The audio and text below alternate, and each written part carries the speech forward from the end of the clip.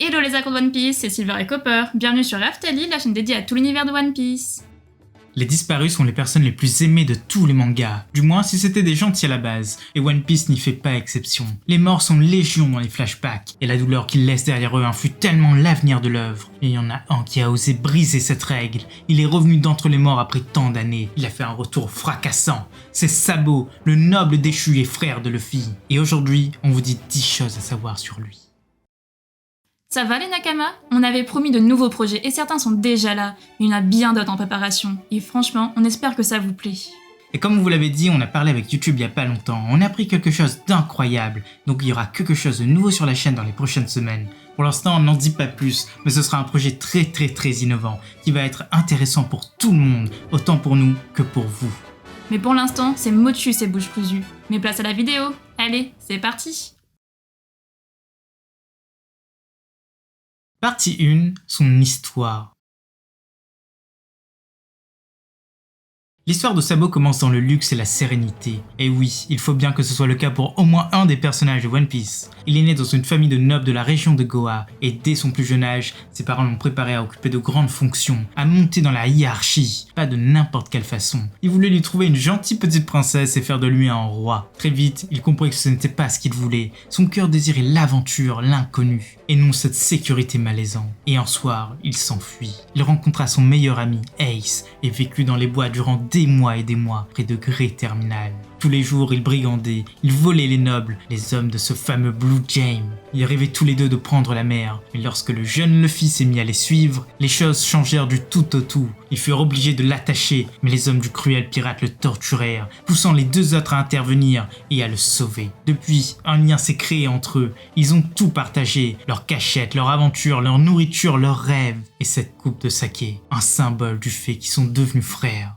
Mais un jour, le père de Sabo est venu l'enlever. Il ne pouvait laisser son fils vivre comme ça. Et surtout, c'était son passeport pour la gloire et la richesse. Durant des semaines, celui-ci fut enfermé, obligé de se plier aux règles sinon ses frères allaient se faire exécuter. Mais en secret, les nobles voulaient nettoyer la région, brûler Great Terminal. Lorsque Sabo l'apprit, il essaya à tout prix d'arrêter le massacre, mais il se heurta à plus fort que lui. Il dut s'en remettre à son sauveur, Dragon. Le jeune homme se mit à crier sa haine de la noblesse, sa haine de son sang, d'absolument tout. Mais sa rébellion ne prit place que bien plus tard. Il prit la mer après ces événements. Il voulait la liberté. Mais à peine sorti du port, il tomba sur un dragon céleste. Et face à ce drapeau pirate, le monstre tira sur ce jeune homme, le laissant pour mort. Ou plutôt, il lui a offert une seconde vie.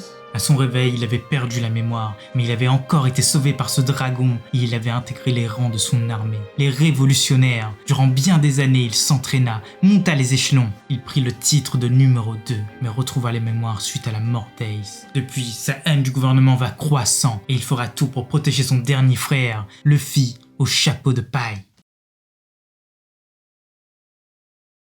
Numéro 2, le fruit du frère.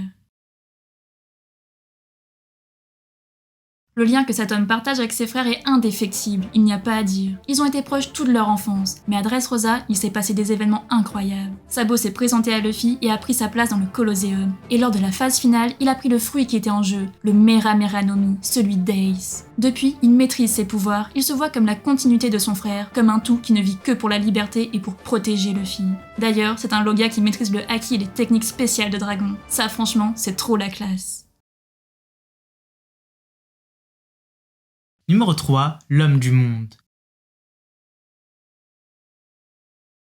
Sabo collectionne les titres, et ce, malgré lui. Il a tout d'abord été noble, puis vagabond, puis pirate pendant un très court moment, et maintenant, il est révolutionnaire. Bon, nous on pense qu'il ne va pas s'arrêter là, il pourrait devenir prisonnier, exécuté ou autre, mais la vérité c'est qu'à la fin de One Piece, la cause de Dragon l'emportera, et lui, il deviendra dirigeant du monde libre. Numéro 4, différence. Il est indéniable qu'Ace ressemble à Luffy, et ce sur bien des points. Après tout, ils ont passé énormément de moments ensemble. Mais ce n'est pas là le cœur de la différence. Car Sabo, lui, il a toujours été très intelligent et cultivé. Ça lui a été imposé. Il était même déjà calé en navigation dès l'enfance. Et enfin, il n'est pas indie. Il ne pouvait pas cumuler noblesse et anti-noblesse en lui. Numéro 5, des ressemblances. A contrario, il y a énormément de ressemblances avec Sanji. Oui, on s'est pas du tout trompé, ne vous inquiétez pas. Ils sont tous les deux blonds, ils viennent tous les deux d'une famille de nobles. Leur père les considère comme des ratés, comme des moins que rien. Ils ont été forcés de retourner dans leur famille à cause des menaces qui pesaient sur ceux qu'ils aiment. D'ailleurs, les deux comprenaient Luffy. Et ils ont fini par se rebeller une nouvelle fois et à prendre la mer. Numéro 6, envieux. Oda a dessiné Sabo en vieux, et ça donne ça. Enfin, ça c'est si jamais il vieillit bien à 40 et à 60 ans. Mais si ça se passe mal, si sa cause ne réussit pas, il deviendra comme ça. Et là franchement, c'est quand même super flippant. Mais après tout, c'est un bon déguisement pour échapper au gouvernement. Numéro 7, le survivant. En parlant de fiction, Oda s'est longtemps amusé avec ce personnage présumé mort. Tout d'abord, il a fait sa réapparition au chapitre 558, et oui, là où il boit du saké sur la tombe d'Ace. Mais dans un autre univers, il ne serait pas mort et il aurait grandi avec ses deux frères, et ça aurait donné ça. Mine de rien, il est assez différent. Et enfin, Oda a très mal supporté la mort d'Ace, comme nous tous d'ailleurs, et il a fait une fin fictive à Marineford, là où Sabo débarque sur place et sauve ses deux frères. Ça aurait été grandiose. Numéro 8, son niveau. Il est difficile de juger du niveau de Sabo. Il est le numéro 2 des révolutionnaires, certes, mais c'est pas une grande indication. On ne sait pas quel est le niveau de dragon. Est-il aussi fort qu'un Yonko, qu'un amiral? Alors que pourtant pour Ace c'était assez clair. Mais il y a quand même quelques indices pour Sabo. Le fait qu'il ait mangé le Mera Mera no Mi, qu'il utilise les formes du haki, les techniques de dragon, qu'il ait mis à terre Burgess, qu'il a tenu tête à Fujitora et qu'il ait attaqué Marijois. Il n'est pas faible, il a au moins le niveau de second de Yonko. En tout cas, selon nous. Numéro 9, les inspirations. Dans le design et pour son enfance, Sabo est inspiré d'un personnage d'un des plus grands trésors de la littérature du 19e siècle. Le livre, c'est Oliver Twist. Dans la bande d'enfants qui fait partie du gang des voleurs, il y en a un qui est habillé comme Sabo, c'est leur chef, Artful Dodger. Sabo semble être tiré de ce personnage, car après tout quand il était enfant, il agissait comme un orphelin. Et surtout, il dérobait tout avec ses frères.